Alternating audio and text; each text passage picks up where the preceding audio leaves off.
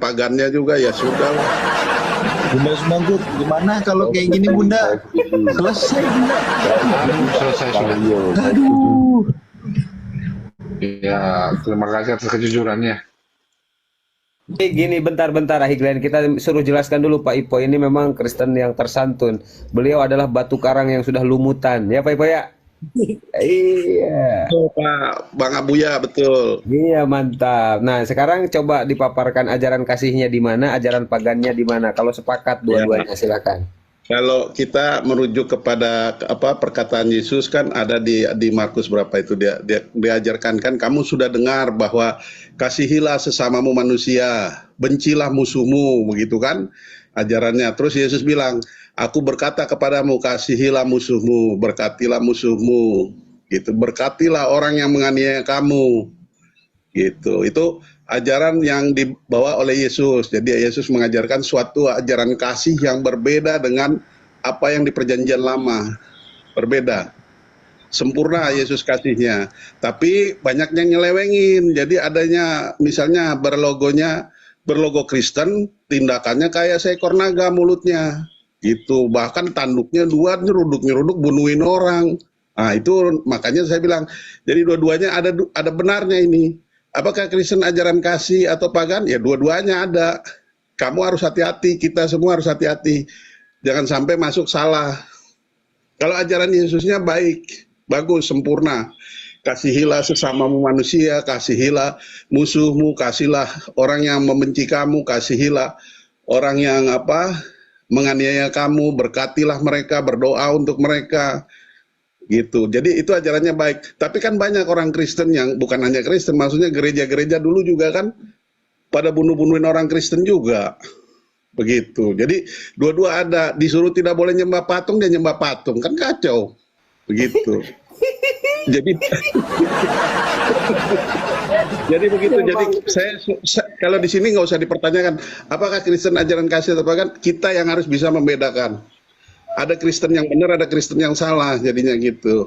Karena Kristen kan ada yang kepagan-paganan ya, Pak ya?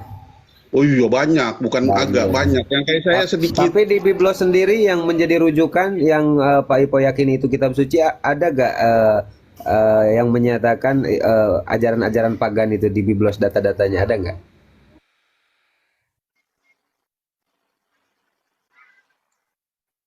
Nemuin sih ya kalau ajaran Yesusnya ya, saya nggak pernah ketemu ajaran Yesus buatlah patungku, sembahlah patungku, atau buatlah patung ibuku, sembahlah patung ibuku, atau menghormati patung ibuku atau patungku, nggak ada begitu. Atau gambarku, kemudian kamu berdoalah menghormati gambar itu, nggak ada. Oke, saya konfirmasi lagi Pak Ipo, saya konfirmasi lagi tentang masalah Yesus ya. Jadi memang banyak teman-teman Kristen di bawah yang belum paham. Nah ini Pak Ipo, Bapaknya Yesus, Bapak Yesus yang ada di surga itu punya nama enggak Pak Ipo? Punya, namanya Yesus. Bapak Yesus itu namanya Yesus. Bapak Yesus namanya Yesus, berarti bapaknya namanya Yesus, anaknya pun Yesus namanya. Sebenarnya anaknya tuh belum punya nama, cuma diberikan kepada bapak. Jadi kan waktu dia lahir kan nggak punya nama nih. Diberikanlah dari surga, inilah namaku, diberikan kepada anak itu. Jadi anak manusia yang dilahirkan Maria itu namanya Yesus. Itulah nama bapaknya, gitu loh. Oh, Nanti waktu Yesus sudah selesai ya, dia terus naik ke surga menjadi Tuhan. Itu dia mengutus Roh Kudus dari surga kepada kita. Dalam nama siapa? Dalam nama Yesus juga. Jadi nama Yesus itu nama yang paling mulia, paling tinggi. Makanya nggak boleh ada nama lain. Harus nama Yesus, begitu. Tapi nggak semua orang Kristen kayak saya ya. Jadi makanya saya bilang ada Kristen yang kasih, ada yang paga. Ya udahlah itu emang begitu, satu nama tapi ada dua macam golongan lah gitu ya. Siap, saya nggak bisa Pak Ipo meyakini bahwa Yesus dan Bapak itu menyatu ya, Pak Ipo ya? Iya, ehad, satu kesatuan, ehad. Oke, satu kesatuan. Bukan hanya Bapak dan Yesus, Bapak, Yesus dan saya, satu kesatuan. Iya, Gitu. iya, oke. Nah, ketika Bapak dan Yesus itu menyatu, nah ketika disalibkan, Pak Ipo meyakini Bapak tidak ada tuh ya, Bapak tidak ada ya. betul. Dan di sana Yesus mengatakan Eli Eli lama sabachthani, benar Pak?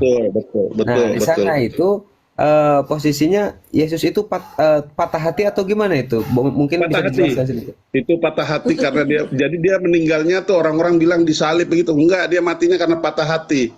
Berarti Karena Tuhan Bapa patah hati. Iya, dia anak manusia, dia seperti luar biasa. Akhirnya dia menyerahkan nyawanya udah.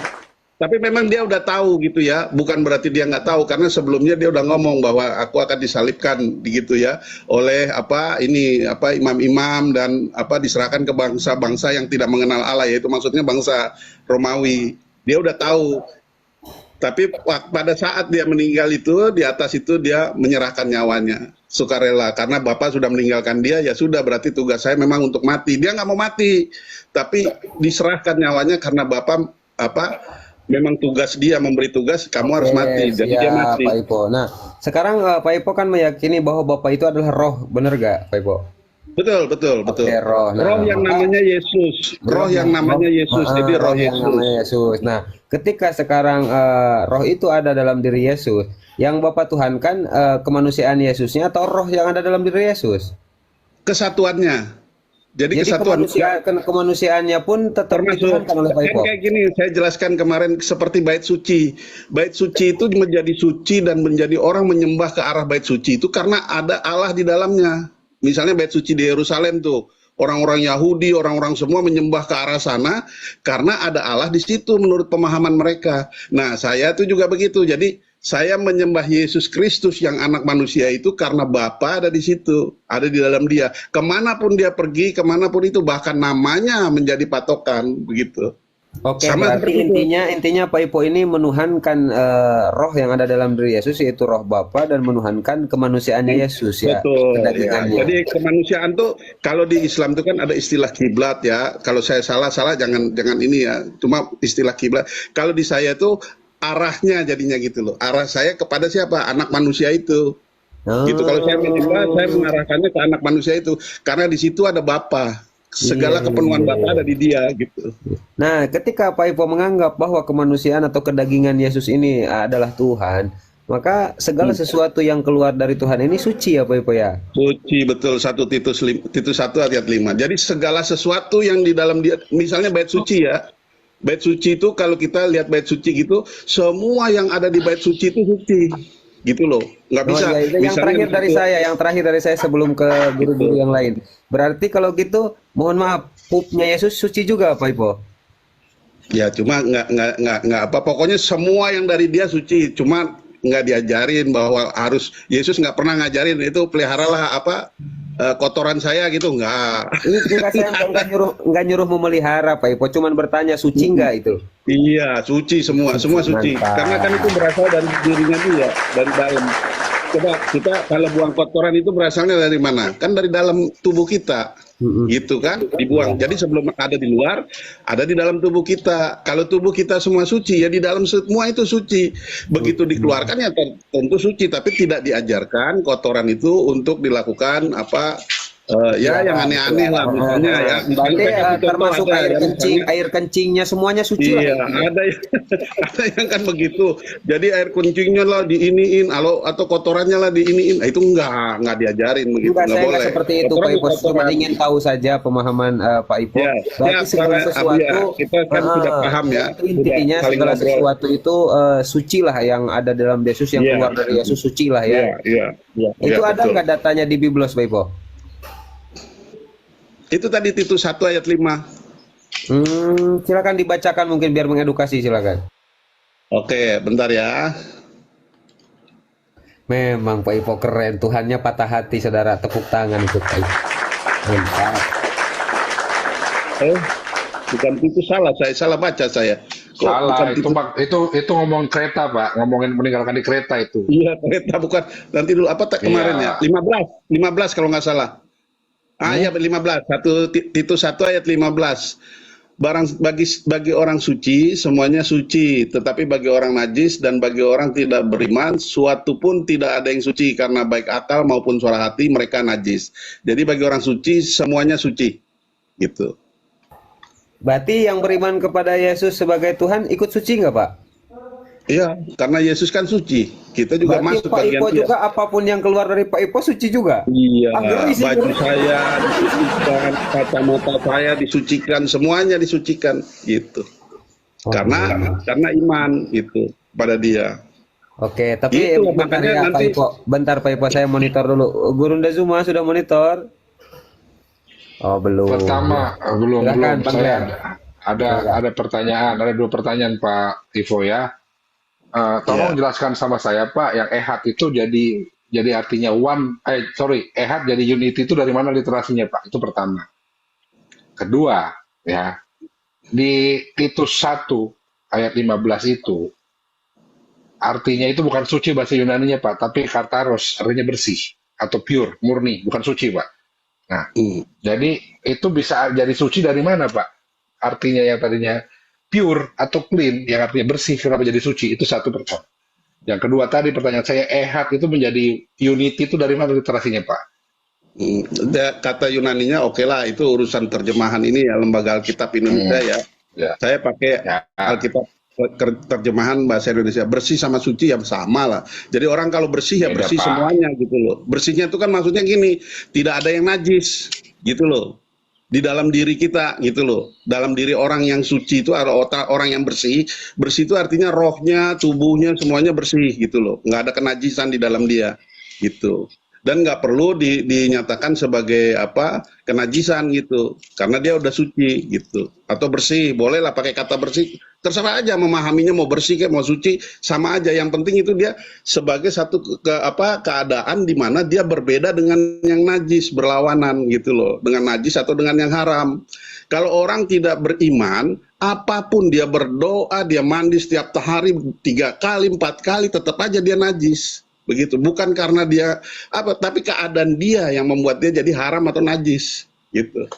Keadaan dia karena apa? Karena tidak beriman.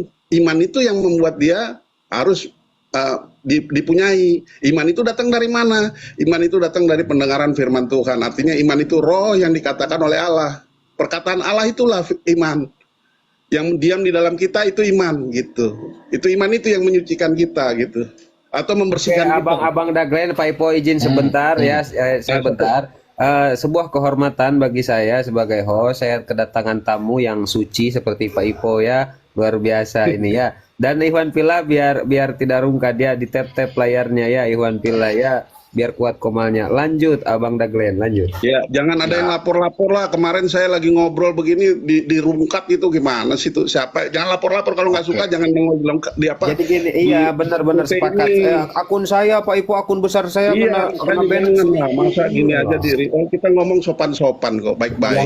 Yang laporin yang dibilang pagan dan tidak terima gitu Pak Ipo. Ya, tapi itu fakta bagaimana? Kan itu ada tanda tanya. Bagaimana? Nah, kita jujur aja gitu loh. Jujur benar.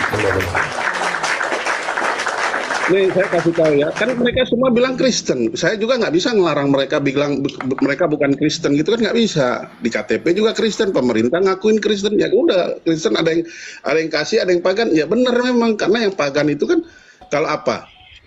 Kalau kamu membuat patung-patung, membuat ikon-ikon, kemudian kamu menghormati patung itu dan ikon-ikon, taruhlah kamu nggak menyembah, kamu arahnya ke Yesus gitu ya. Tapi kamu membuat patung dan ikon-ikon itu, saya sih nggak punya saya. Karena diri saya suci, kalau saya menyembah diri saya aja daripada yang di luar. Karena Kristus Yesus itu ada di dalam diri saya, bukan di luar. Begitu. Izin Pak Ipo, izin saudaraku mau bertanya sama Pak Ipo. Iya, silakan. Oh, tadi ehad saya belum jawab ya, sorry ya. Bentar ya, saya jawab yang ehad dulu. Jadi yang ehad itu, jadi Bapa itu memang satu sumber ya, sumber. Nah, waktu dia mau menjadikan segala sesuatu, dia tuh keluar dari dirinya. Nah, itu yang disebut firman. Firman itu keluar dari dalam dirinya, dan firman inilah yang menjadikan segala sesuatu. Jadi segala sesuatu itu diciptakan oleh siapa? Oleh firman yang ada tadinya di dalam Bapa. Bapa itu keluar menjadi firman, firman itu yang menjadikan segala sesuatu. Biasa juga disebut sebagai anak tunggal yang di pangkuan Bapa. Katanya ada yang terjemahan salah, katanya mestinya anak yang unik gitu ya. Tapi pemahamannya itu begini, bahwa Bapa itu keluar dari dirinya, keberadaannya, kemudian dia tuh nampak kepada malaikat-malaikat di atas sebelum manusia ya. Karena yang diciptakan duluan kan surga, tahta-tahta, dan malaikat. Dia sudah keluar. Dia inilah yang menciptakan segala satu. Namanya apa? Tuhan semesta alam atau ketujuh roh Bapa. Dialah yang menciptakan segala sesuatu nih. Tidak ada yang tidak diciptakan oleh Dia. Inilah firman. Nah, 2000 tahun yang lalu 7 roh ini ya datang turun ke bumi, namanya Roh Kudus. Itulah yang datang menaungi Maria. Dia memiliki tubuh, dia membuat bait suci.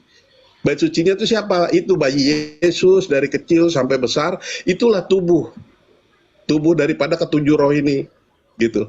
Tubuh ini kemudian lahir dari Maria, disunat sesuai dengan hukum Taurat. Dia 100% manusia biasa kayak Yahudi.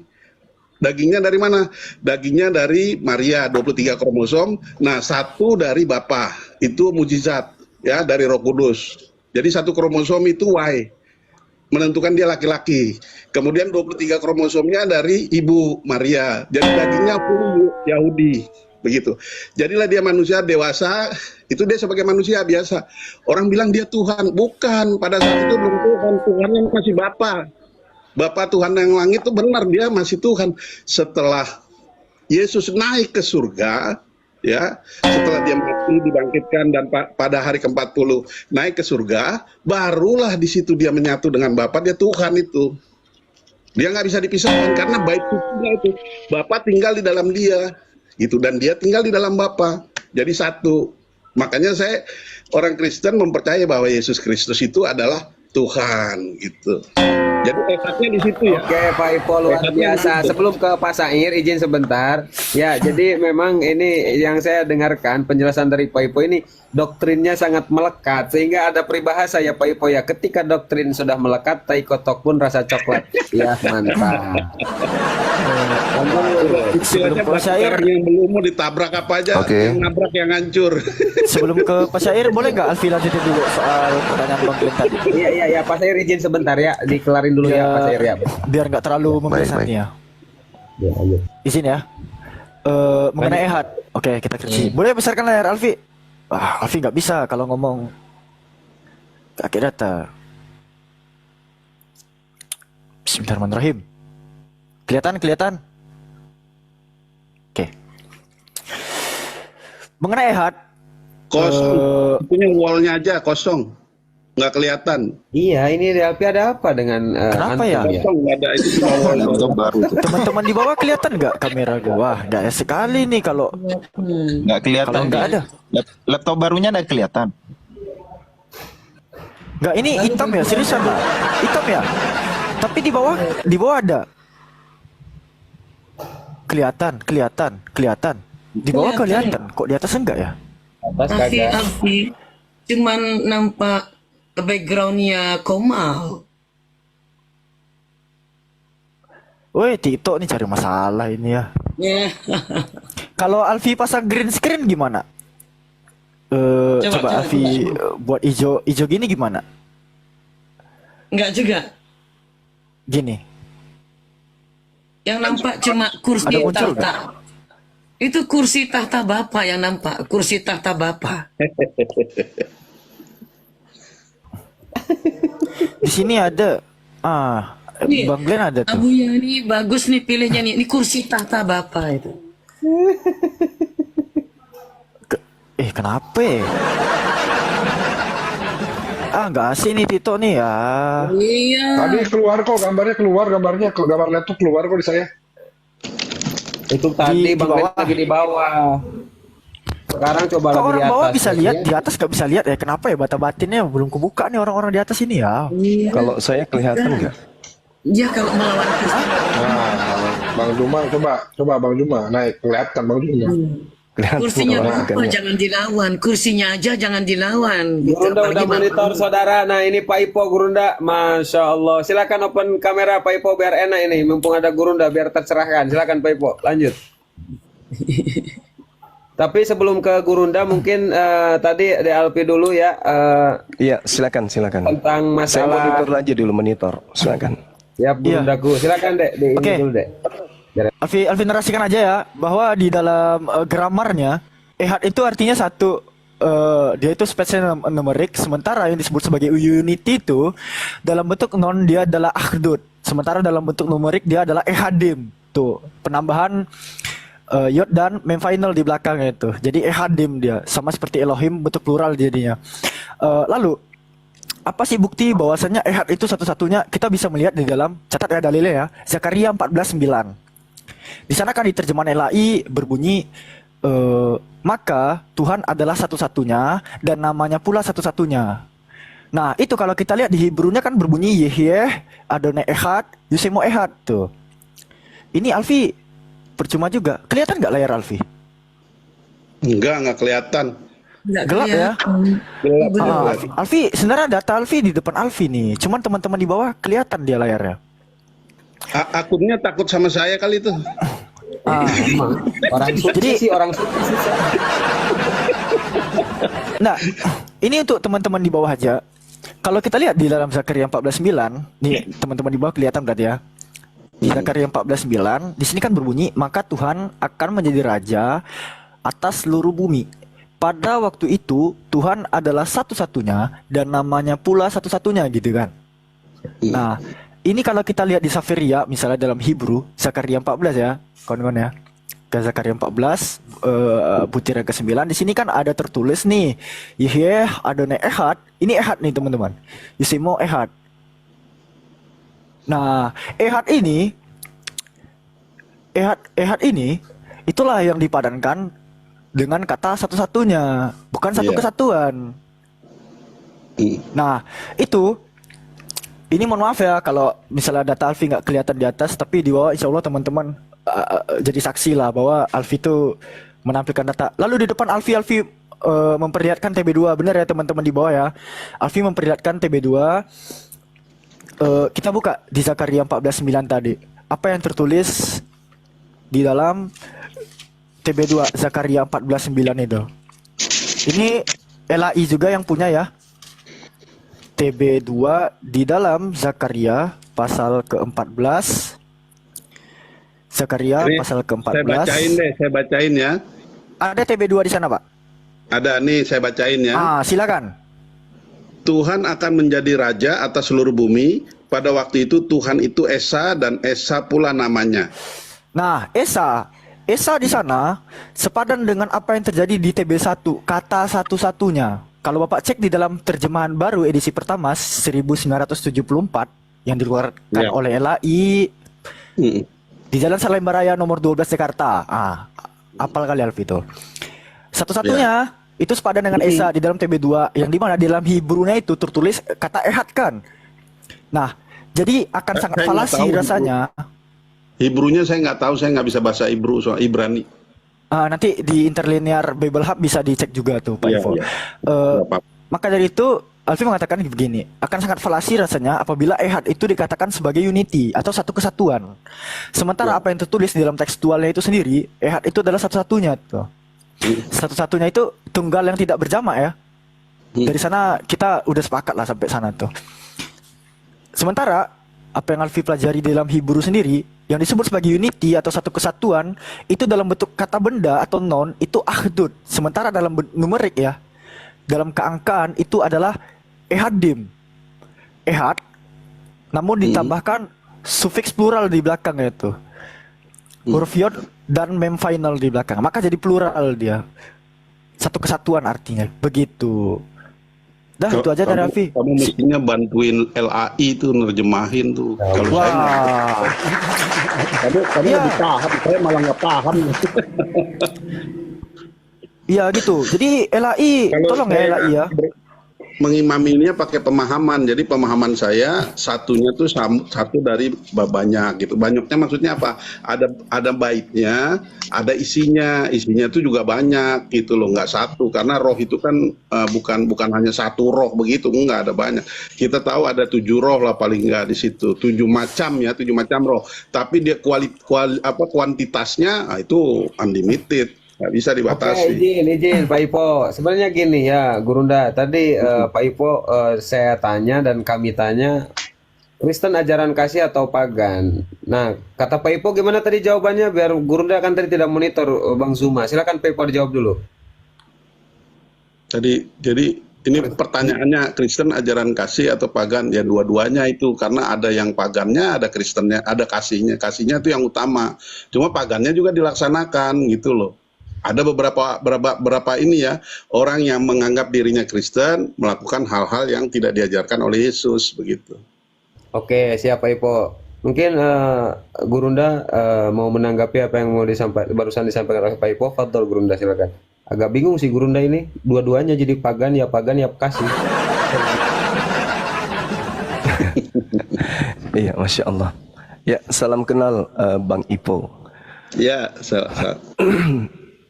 Iya, kalau dikatakan Kristen ajaran kasih, pada prinsipnya semua agama mengajarkan itu.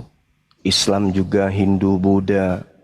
Kasih itu kan menciptakan hubungan harmonis terhadap siapapun, terhadap manusia, terhadap hewan, alam semesta, dan seterusnya. Semua agama mengajarkan itu. Tapi ketika berbicara mengenai pagan, inazan, itu artinya ada keadaan di mana sebuah kepercayaan mempertuhankan selain daripada pencipta alam semesta. Nah, terkait dengan adanya tema ini, Kristen, agama pagan, ya kita lihat aja yang menjadi sembahan saudara Kristen itu kan makhluk yang juga punya Tuhan, bertuhan juga. Sedangkan Tuhan ini tidak bisa terbagi, Tuhan tidak bisa berbilang, Tuhan itu tunggal. Sedangkan dalam konsep agama Kristen yang kita pelajari di Bible, pencipta alam semesta itu mengambil rupa makhluk bernama Yesus. Itu terekam di dalam Filipi 2 nomor 6, nomor 7, nomor 8. Artinya Tuhan yang diperkenalkan oleh para nabi itu sangat bertentangan dengan Tuhan yang diperkenalkan oleh Paulus. Demikian juga Tuhan yang diperkenalkan Yesus itu bertentangan dengan Tuhan yang diimani oleh saudara Kristen. Bahkan apa yang diajarkan oleh Yesus tentang dirinya pun itu juga bertentangan dengan kepercayaan saudara Kristen hari ini. Makanya kalau kita berbicara nih terkait dengan kebenaran akan konsep bertuhan, maka musuh pertama yang harus dilewati oleh saudara-saudara Kristen itu Yesus. Karena Yesus memperkenalkan Tuhan itu seperti apa. Bapa yang mengutusnya itu kayak mana. Itu diterangkan di dalam 1 Yohanes 1 nomor 18. Tak ada yang pernah melihat Tuhan. Tidak ada yang pernah melihat Tuhan. Tetapi Yesuslah yang kemudian menjelaskan, menterjemahkan. Ya, Yesus yang kemudian memperjelas Tuhan itu seperti apa. Yesus yang menafsirkan kemudian Tuhan itu seperti apa. Maka poin demi poin Yesus jelaskan tentang Bapa itu tidak bisa dilihat. Bapa itu kemudian tidak sama seperti manusia. Bahkan Yesus mengatakan dalam Yohanes 7 nomor 18 sampai nomor 17, 18, 19. Di situ Yesusnya mengatakan bahwasanya orang-orang Yahudi muridnya mengenal dia, mengenal Yesusnya. Tetapi mereka tidak mengenal Bapa itu seperti apa. Artinya Yesus mendudukkan kalau dirinya itu bukan Bapa dan Bapa itu bukan Yesus. Saya kira begitu dari saya, Bang. Maaf kalau keluar dari konteks diskusi. Silakan. Masya Allah, Gurunda. Silakan Pak Ipo, ditanggapi Pak Ipo. Terima kasih. Silakan. Pandangan dari siapa tadi, Bang Zuma ya? Siapa Bang Zuma ya? Iya, saya Bang. Ya, nggak apa-apa. Memang kalau belum mengenalkan begitu, nggak apa-apa. Jadi, Yohanes kalau 7, 28, 29 maksud saya tadi. Silakan. apa Silakan, Yohanes? Ya. Yohanes 7 Jadi nomor 28, 29. 28, 29 ya. Oke. Jadi gini, memang Yesus itu datang memperkenalkan tentang Bapa yang di surga, ya. Dan dia juga turun dari sana, dari surga sana gitu. Kenapa dia turun dari surga? Dia itu roh yang dari roh gitu. Makanya dia bilang dia turun dari surga. Yesus itu adalah nama dari Bapa itu yang diperkenalkan oleh anak manusia. Jadi anak manusia itu mengajarkan nama siapa? Nggak ada nama lain. Dia sebenarnya nggak punya nama. Dia mengajarkan tentang nama Bapaknya. Dia datang tuh sebagai utusan untuk menyatakan tentang apa ini Bapa. Ditanya, Bapa itu siapa namanya? Ya Yesus namanya Bapaknya itu. Karena dia melaksanakan pekerjaan dalam nama Bapaknya. Bapaknya itu namanya Yesus. Dan dia mempekerjakan itu semua. Makanya waktu dia mengajar kepada murid-muridnya juga dia bilang bahwa nanti kamu akan menerima roh kebenaran atau roh penghibur. Itu diutus dalam nama siapa? Dalam namaku. Maksudnya namaku itu nama Bapa yang diberikan kepada anak. Jadi Roh Kudus juga nanti waktu diutus diterima oleh orang Kristen yang benar-benar menerima baptisan Roh Kudus itu dalam nama Yesus. Jadi nama Yesus itu mempersatukan kita sesuai dengan perkataan Yesus bahwa kita menjadi satu di Yohanes 17 ayat berapa ya? Ayat berapa? Ayat 11 apa ayat berapa itu ada di situ. Jadi kita menjadi satu dengan Bapa karena nama itu menjadi satu. Kalau misalnya Bapa itu namanya lain, ada Kristen yang mempercayai namanya lain. Jadi misalnya orang Kristen yang kebanyakan ya, orang Kristen kebanyakan tuh bilang nama Bapa tuh Yehova atau YHWH gitu. Lah sedangkan Yesus tidak pernah membicarakan nama itu dalam mengajari kepada murid-muridnya, nggak pernah. Yesus selalu anak manusia itu mengajarkan kepada murid-muridnya nama Yesus. Dia melakukan pekerjaan semuanya dalam nama Yesus. Nah, ada lagi yang memplesetkan misalnya bilang Yesus itu katanya dari Yehosua. Jadi katanya dia Yahweh yang menyelamatkan. Ini kan nggak masuk akal begitu loh. Kok namanya dibuat-buat jadi diplesetin jadi nama lain gitu. Kalau misalnya ada nama Yakub ya, misalnya Yakub sama-sama pakai atau Yekub lah gitu. Sama Yesus. Lah dua-duanya ini kan beda-beda namanya. Yesus sama Yekub misalnya atau Yehonan kan beda. Nggak sama. Masa disama-samain semua kan enggak. Makanya saya bilang Yesus itu identifikasi spesifik unik nama dari Allah yang benar. Yohanes 17 ayat 3. Nggak ada nama lain gitu. Tapi kalau dia bilang misalnya yang Tuhan kan Bapa, ya memang yang Tuhan Bapa. Bagaimana yang Tuhan bukan Bapa? Orang Bapa itu Tuhan, orang dia yang roh, dari dia segala sesuatunya berada. Nah, tapi dia punya bait suci. Namanya tuh anak manusia. Anak manusia ini bait suci buatan tangannya. Gitu loh. Bapa tinggalnya berkenannya hanya kepada dia. Itu buktinya di mana? Di waktu baptisan. Inilah anakku yang kukasihi, yang aku berkenan kepadanya. Terus satu lagi ada di Matius berapa ya? Matius 17 apa ayat 5 itu bahwa Bapa menyatakan dengarkanlah dia. Itu bicara ada Musa, ada Nabi Musa, ada Elia, kemudian ada orang Kristen yaitu Yakobus, Yohanes sama Petrus. Jadi dengarkanlah dia tuh yang di tengah. Siapa? Anak manusia itu Yesus Kristus itu. Itulah dia Tuhan semesta alam gitu loh. Bapa mengatakan kepada seluruh umat nih yang pilihan dia, Musa, Elia sama orang Kristen ini, dengarkanlah dia yang di tengah itu. Ada di Matius 17 ayat 5, coba nanti lihat. Oke, Pak Ipo biar enak menanggapinya. Jadi langsung ke kesimpulan ke poinnya, silakan. Kalau yang Tritunggal kan ehadnya 3 ya. Tapi kalau ehad di dalam kekristenan yang diajarkan Yesus, itu kita semua, saya termasuk di situ. Jadi kita nih ehad jadi satu. Jadi nggak bisa dibilang 3, kita banyak gitu. Kalau nggak percaya nanti saya bukain ini Matius 5 ya, Matius 17. Matius 17 bentar, saya buka datanya ya. 17 ayat ini ayat 1 sampai kalau baca bisa ayat 1 sampai 5 tuh. Gitu. Sampai 5 itu menjelaskan peristiwa itu. Yang di ayat 5 khususnya bagaimana Bapa itu menerangkan, inilah anak yang kukasihi, kepadanya lah aku berkenan, dengarkanlah dia. Jadi anak yang di tengah itu Yesus itu bait sucinya, yang Allah berkenan diam di dalam dia.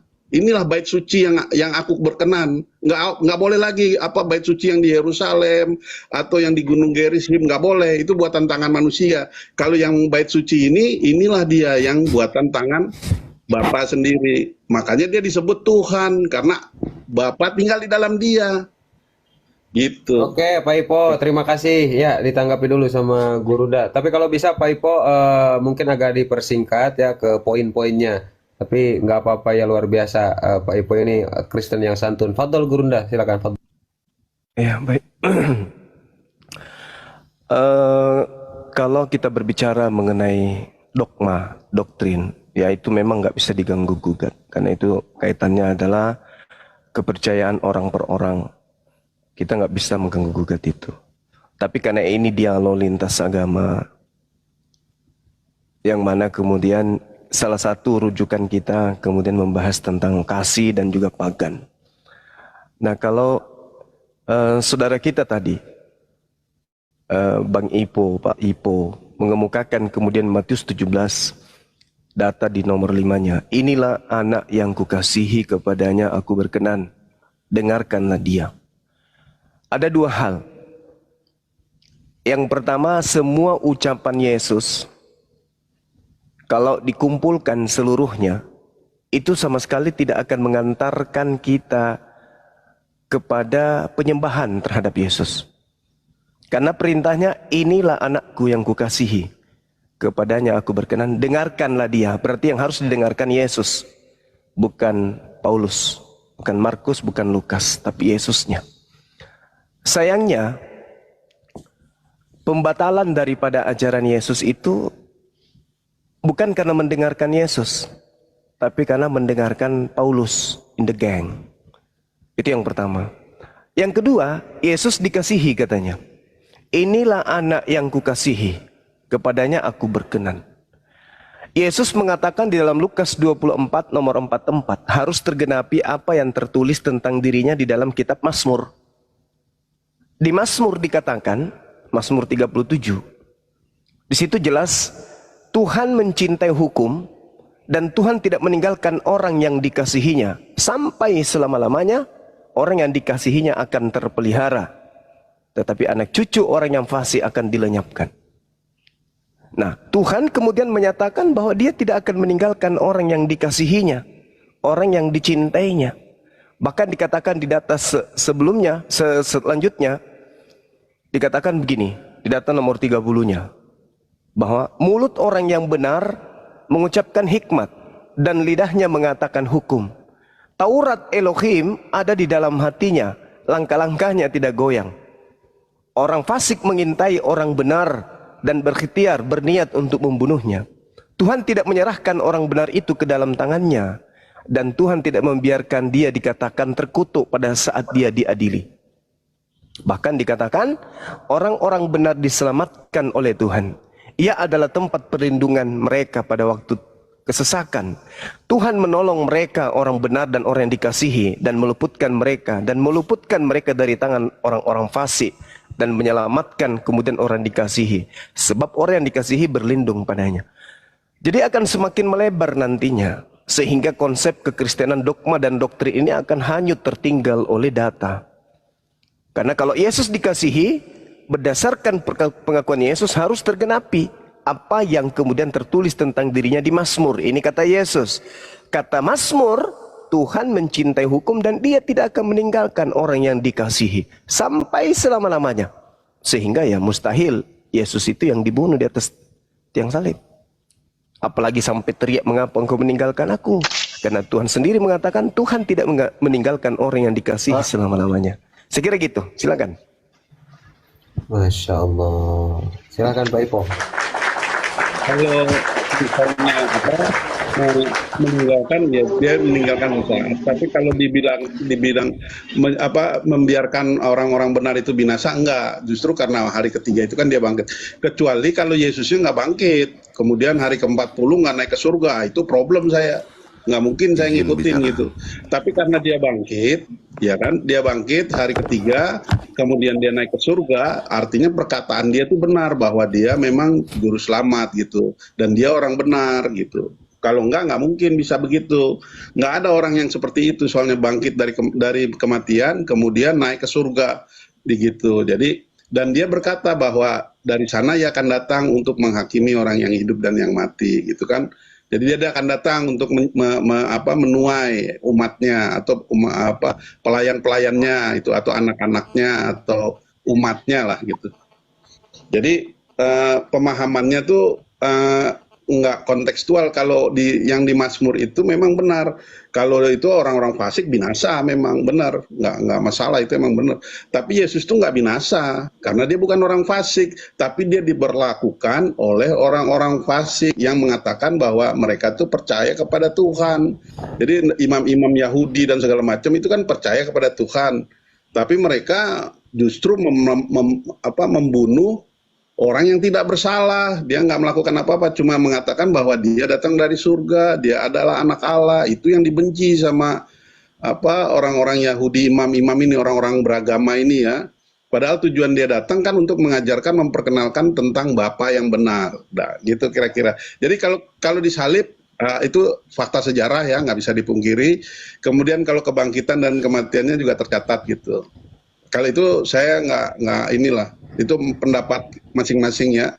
Kalau saya mempercayainya bahwa dia mati, kemudian pada hari ketiga bangkit, dan hari ke-40 naik ke surga. Hari ke-50 dia mencurahkan Roh Kudus, yaitu Roh Penolong, Roh Kebenaran kepada murid-muridnya, yaitu 120 orang yang di Yerusalem. Dan dari situlah berkembang kekristenan. Begitu. Terima kasih. Ya, Pak Ipong. Usahakan Gurundaku, fadhal. Bang, kita mau izin bicara tadi, Bang Sair. Bang Sair mau bicara, silakan Bang Sair, silakan. Terima kasih Adinda Zuma yang baik, yang pintar, yang jenius. Saya senang mendengarnya, ya. Namun sebelum saya menyampaikan beberapa narasi dan pertanyaan, perlu saya dasari bahwa saya bangga punya anak nomor 3 masuk Muslim. Alhamdulillah. Ya, tamat SMA, dia memilih pilihan untuk masuk Islam. Hanya satu kalimat dari saya, yaitu belajar dengan baik di sana. Saya senang, jujur saya senang bahwa anak saya sudah bisa menentukan pilihan. Bunda mohon juga dicek apakah kata-kata saya nanti ada salahnya. Terima kasih. Kemarin Pak Ivo dengan saya itu di Komal umat Kristen. Kenapa rungkat? Karena kita membedah Trinitas. Apakah ada persamaannya dengan Trimurti, itu yang menyebabkan Pak mereka Sair, saling di Komal cekcok. saya itu Pak Sair, izin di Komal saya bukan di Komal. Cuman akun saya yang gede kena report seminggu itu. Ini akun baru. Lanjut Pak Sair. Iya, terima kasih. Oke. Nah, disinilah pentingnya kalau umat Kristen Di rungkat sini saya ingat, benar Pak Sair sama saya benar, diskusi ya? itu terus rungkat tiba-tiba itu. Iya, benar. Disinilah pentingnya sebenarnya. Sebenarnya kalau menurut hemat saya, apologet Muslim atau Islam itu sudah berbaik hati, Pak. Sungguh berbaik hati. Ya, artinya apa? Dengan adanya apologet Muslim itu, umat Kristen itu kalah telak. Saya bilang dari 100% itu 80% itu kalah telak. Karena apa? Seperti tadi yang saya katakan bahwa umat Kristen sekarang ini itu bagaikan burung kepatahan sayap, Pak. Mengapa? Karena dua sayap ini ibaratkan ayat atau ajaran kitab sucinya atau Bible, yang satu lagi adalah sejarah. Jadi mereka itu diajarkan hanyalah isi kitab saja, tapi tidak mengajarkan pondasinya terlebih dahulu adalah sejarah, sehingga tidak bisa terbang, Pak. Selalu saja akan terdoktrin oleh para pendetanya. Nah, kalau seperti ini kan enak jadinya nyambung. Ada pelajaran atau ilmu-ilmu yang kita bisa dapatkan dari saudara kita umat Muslim. Saudara kita umat Muslim pun juga capek mempelajari ini. Karena apa? Karena mereka diserempet sehingga membedah isi Bible itu yang mestinya mereka tidak perlu mempelajari isi Bible. Ya, mungkin ini adalah suatu anugerah di mana termelekkan ya umat Kristen ini bahwa banyak sekali ayat-ayatnya yang tidak masuk akal dalam penerjemahannya. Terbukti beberapa pendeta besar mengatakan ada 6.000 Yonatan Purnama namanya ya, doktor dia, mengatakan 6.000 ayat yang harus direvisi. Romo Abdul juga mengatakan begitu, mengeluarkan juga revisi. Itu tanda bahwa tidak ada keakuratan. Mengapa? Karena yang menerjemahkan dari LAI ini bukan berdasarkan ilmu filsafat. Kalau kitab suci itu harus orang yang mumpuni dalam ilmu filsafat. Jangan sampai domba dipersamakan dengan manusia. Itu loh, cara cari contoh itu ya. Misalnya lagi ada yang kedua yang saya dengar adalah Paulus sakit bagaikan bersalin. Itu kan tidak masuk akal. Misalnya Paulus sakit seperti ditusuk apa gitulah. Nah itu masuk akal. Nah seperti itulah. Terus yang kedua, andaikan saja umat Kristen itu kembali ke ajaran Yesus, itu sangat benar. Tapi sekarang ini kan yang saya dengar adalah ajarannya Paulus yang dijalankan. Ya, penting diketahui bahwa umat Muslim itu mengagungkan Nabi Isa. Nabi Isa itu adalah Yesus. Nah, di sini sebenarnya ada satu sisi umat Muslim tidak berani terlalu semena-mena mencaci maki Yesus karena ada garis hierarkinya. Ya, di sisi lain umat Kristen bandelnya luar biasa. Belum cukup ilmu sudah berani naik. Ya dilibas. Terjadilah pro kontra di sana ya. Kita maklumilah itu untuk pendewasaan ya. Yesus bukan Tuhan. Sudah jelas-jelas seringkali beliau mengatakan bahwa aku bukan Tuhan. Ya, kalau saya pikir-pikir, kalau saya memperbandingkan, maaf, saya orang luar, bolehlah saya memperbandingkan umat Yesus, Nabi Yesus dengan Nabi Muhammad. Bagi saya, jujur saya mengatakan, Nabi Muhammad tetap punya pendirian dan umatnya tetap mau manut dengan ajarannya beliau. Tidak mentuhankan. Kalau masalah kinerja sebagai nabi, Nabi Muhammad masih lebih bagus kinerjanya daripada Yesus. Terbukti beliau sampai disalib. Itu menandakan beliau tidak mempunyai keilahian. Mengapa? Kalau di bidang patah hati, ya patah hati memang. Karena mengapa? Kalau di ajaran agama di Awatara Wisnu, saya perbandingkan sedikit, tatkala Kresna itu mati juga dengan buruk kematiannya karena dia sudah berani mengatakan dirinya adalah Awatara. Tatkala orang itu menyadari dengan dirinya dan mengakui dirinya adalah Awatara, maka sinar kecil Tuhan itu melecat dari raganya, maka dia akan menjadi manusia biasa. Sehingga bisa dia terbunuh dengan buruk ya.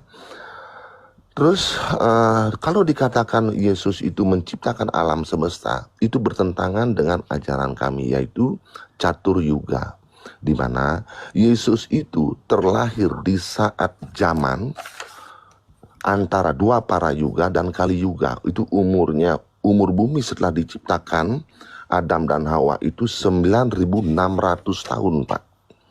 Jadi di sana keilahian Tuhan itu sangat diragukan sampai misalnya bisa membelah laut dan lain sebagainya pada saat itu. Itu penting dipelajari lagi. Jadi terkait dengan itu, ya.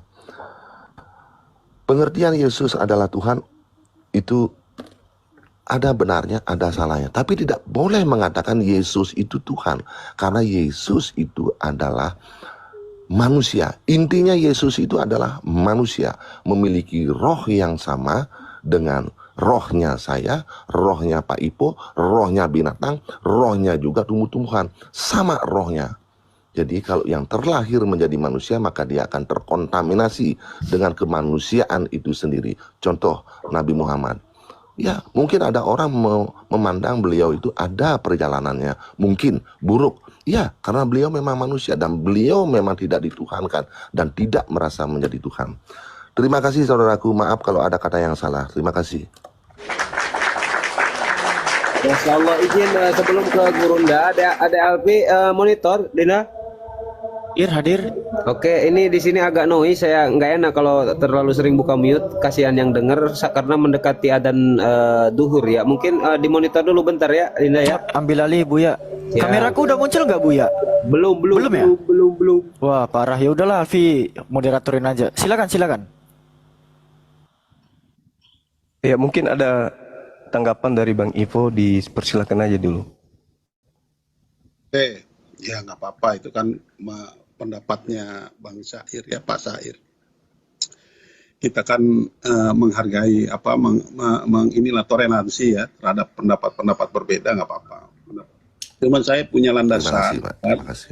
bahwa Yesus itu Tuhan. Saya punya landasan kuat karena dia mengatakan hal-hal yang memang tidak bisa dikatakan oleh sembarang orang, Pak. Bisa memberikan hidup yang kekal, bisa memberikan keselamatan gitu. Akulah kebangkitan dan sebagainya. Itu nggak mungkin bisa dikatakan oleh orang lain, nggak bisa.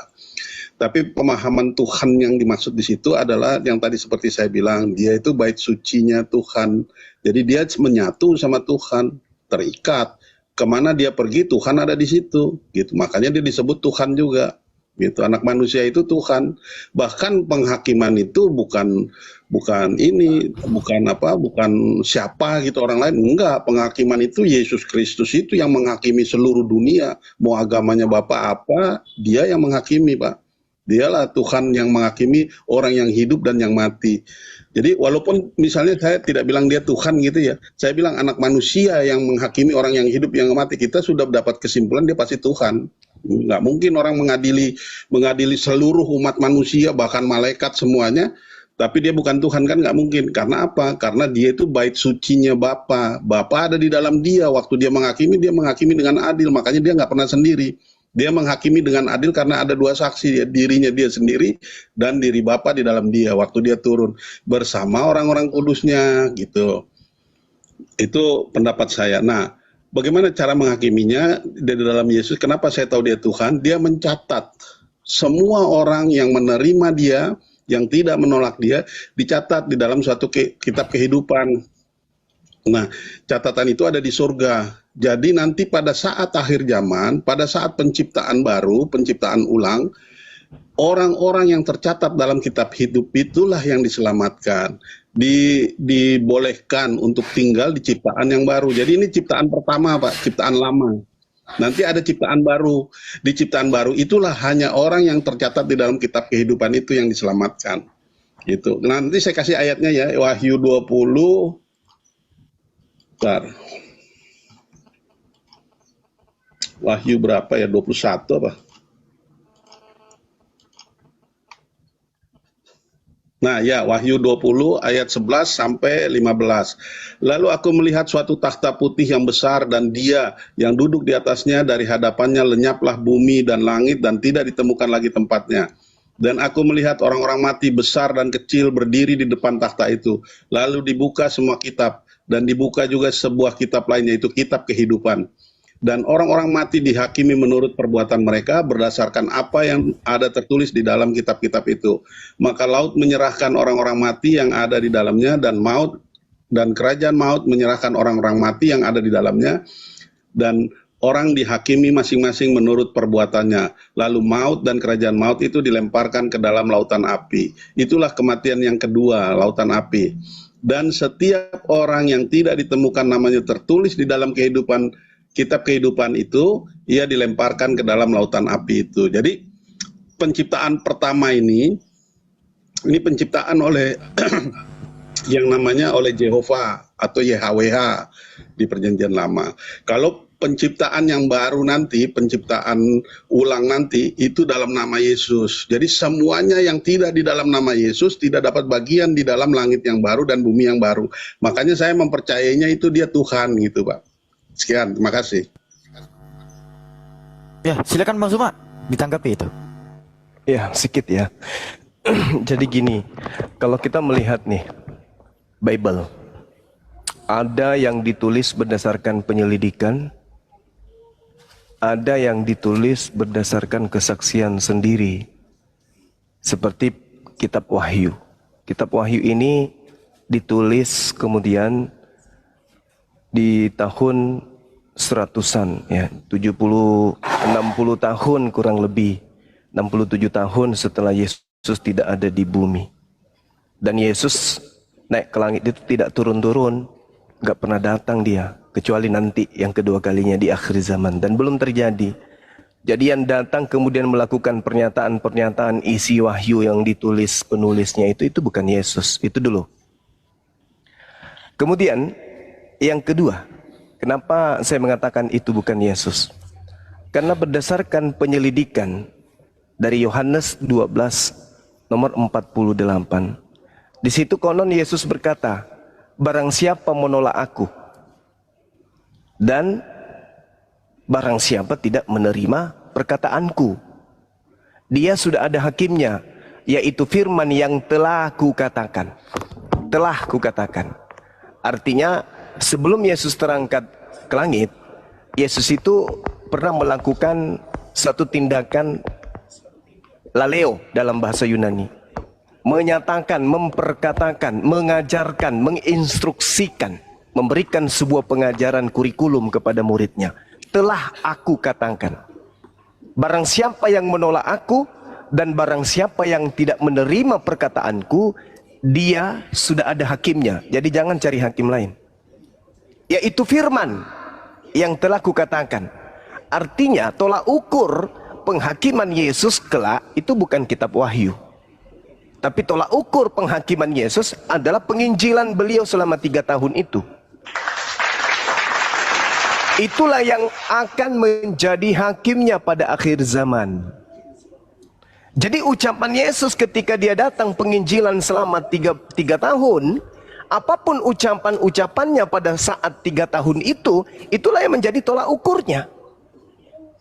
Tak ada lagi penambahan, akulah Alfa, akulah Omega, akulah Raja, segala Raja. Itu penambahan-penambahan yang Yesus tidak pernah sampaikan. Sedangkan yang menjadi tolak ukur penghakiman menurut Yesus adalah apa yang menjadi porsi pengajaran beliau ketika dia penginjilan. Bukan penambahan-penambahan data, penambahan-penambahan berita dan dogma doktrin setelah dia terangkat ke langit. Bukan. Makanya kalau kita melihat dari perspektif pemahaman Yesusnya sendiri, Yesus 2 kali bersaksi. Dan kita sebagai orang yang hidup di zaman sekarang ini, jangan karena kita Islam, jangan karena kita Kristen, tetapi kita melihat dari kacamata Bible itu sendiri. Yesus bersaksi 2 hal. Yang pertama, Yesus bersaksi tentang muridnya. Yesus bersaksi tentang pengikutnya. Supaya kita ini bisa tahu karakteristik daripada pengikut itu seperti apa terhadap Yesus. Di dalam pengakuannya, Yohanes 17:8, Yesus berkata, segala firman telah aku sampaikan. Berarti di situ tidak ada kitab Wahyu. Kitab Wahyu ini belakangan muncul. Segala firman yang engkau Tuhan berikan kepadaku telah aku sampaikan kepada muridku, dan muridku semuanya percaya, dan mereka tahu dengan benar-benar, dan mereka percaya bahwa engkaulah yang telah mengutus aku. Kesaksian Yesus, murid-muridnya percaya kalau Yesus itu utusan Allah, Rasulullah. Itu terkait kesaksian Yesus tentang muridnya. Berbeda dong dengan Kristen hari ini, karena kesaksian Kristen hari ini Yesus adalah Tuhan. Berbeda dengan kesaksian Yesus. Itu terkait dengan murid, pengikut. Yang kedua, kesaksian Yesus tentang dirinya.